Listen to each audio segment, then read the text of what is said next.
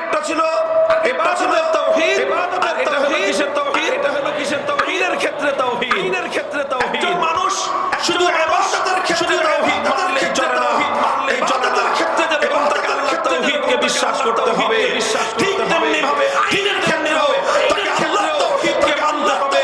যতক্ষণ পর্যন্ত একজন মানুষ তাওহীদে বিশ্বাসী না হবে, ততক্ষণ পর্যন্ত একজন মানুষ দুনিয়ার দুনিয়া করতে পারে, ইমান করতে পারে, ইমানদার হতে পারে। তাহলে আইন তৈরি করবা চূড়ান্ত ক্ষমতা একমাত্র কার? আইন তৈরি করবা নিরঙ্কুশ ক্ষমতা, নিরঙ্কুশ ক্ষমতা একমাত্র কার? আল্লাহ।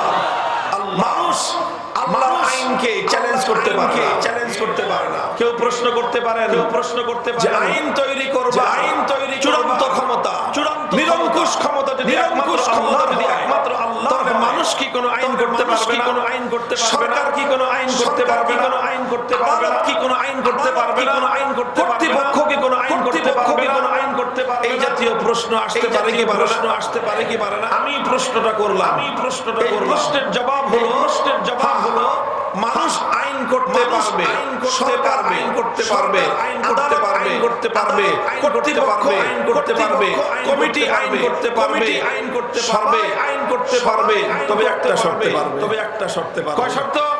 কয় শর্ত? জোরে বলেন কয় শর্ত? জোরে বলেন কয় শর্ত? সেই শর্ত হলো, সেই শর্ত সরকার হোক, কর্তৃপক্ষ হোক, কর্তৃপক্ষ কমিটি হোক, যেই হোক, যেই হোক আইন করতে পারবে এক শর্তে, সেটা হলো মানুষের বানানো কোন আইন আমার আল্লাহর কোন আইনের সঙ্গে সাংঘর্ষিক হতে পারবে না, হতে পারবে না।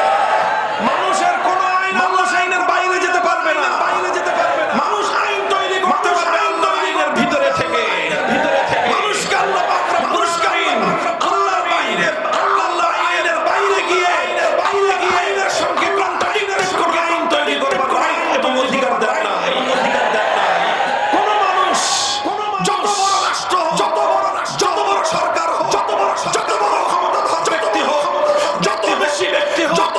এমনকি সারা দুনিয়ার 700 কোটি মানুষ একত্রিত যদি হয়ে যায়, 700 কোটি মানুষ একযোগেও আল্লাহর একটা আইনের একটা কোটি ভাগের এক কোটি পরিবর্তন করবার অধিকার রাখে না।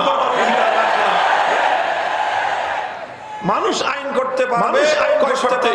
কয় শর্তে? শর্ত হলো আল্লাহর আইনের বিরুদ্ধে যেতে, আইনের বিরুদ্ধে যেতে মুহতারাম হাজিরিন, কোন মানুষ যদি, কোন মানুষ যদি আইনের বাইরে গিয়ে কোন আইন তৈরি করে, কোন মানুষ যদি আল্লাহর আইনের বিরুদ্ধে কোন আইন তৈরি করে, তবে সেই মানুষটাকেই বলা হবে, মানুষটাকেই বলা হবে তাগুত। কারণ আইন তৈরি করবার চূড়ান্ত ক্ষমতা কার? চূড়ান্ত ক্ষমতা কার? সে যখন আল্লাহ আইনের বিরুদ্ধে আইন করবে, বিরুদ্ধে আইন সে আল্লাহর আইনের চূড়ান্ত ক্ষমতা, চূড়ান্ত ক্ষমতা বরং সে আল্লাহর সঙ্গে লড়াই বাঁধিয়ে দিল, সে আল্লাহর সঙ্গে প্রতিদ্বন্দ্বিতা তৈরি করে সে নিজেকে ইউটিউব চ্যানেল বাদশাহ ইসলামিক টিভি। এই যুবকরা যারা যারা অ্যান্ড্রয়েড মোবাইল চালাও সবাই সাবস্ক্রাইব করবা। নতুন চ্যানেল হয় সবাই সাবস্ক্রাইব করবা তো যারা যারা আছো। হ্যাঁ, আর খালি গান শুনো না, খালি গান শুনো না। আল্লাহর আইনের বিরুদ্ধে যে আইন করবে তাকেই বলা হবে তাগুত। আল্লাহর আইনের বিরুদ্ধে যদি কোন রাজা বাদশা আইন তৈরি করে, সেই রাজা বাদশাকে বলা হবে তাগুত। আল্লাহর আইনের বিরুদ্ধে যদি কোন রাষ্ট্রপতি আইন তৈরি করে, সেই রাষ্ট্রপতিকে বলা হবে তাগুত। আল্লাহর আইনের বিরুদ্ধে যদি কোন প্রধানমন্ত্রী আইন জারি করে, সেই প্রধানমন্ত্রীকে বলা হবে তাগুত। আল্লাহর আইনের বিরুদ্ধে যদি কোন মন্ত্রী পরিষদ কোন আইন অনুমোদন দেয়, সেই মন্ত্রী পরিষদকে বলা হবে তাগুত। আল্লাহর আইনের বিরুদ্ধে কোন আদালত, কোন বিচারপতি, কোন বিচারপতি যে কোন আইন তৈরি করে, সেই আদালত, সেই বিচারপতিকে বলা হবে তাগুত। আল্লাহর আইনের বিরুদ্ধে গিয়ে যদি কোন আইন পরিষদ, কোন সংসদ যদি কোন আইন পাস করে, আল্লাহর আইনের বিরুদ্ধে যে সংসদ আইন পাস করবে, ওই সংসদ পুরোটার নামই হলো তাগুত। পরিষ্কার কথা। এই কথাগুলো আমরা বলি না, আর না বলার কারণে আজ যে অভিশাপ যে আমাদের উপরে এসেছে, হাজার হাজার লক্ষ লক্ষ কোটি কোটি মুসলমান বছর বছর হজ করে কিন্তু ঈমান নাই।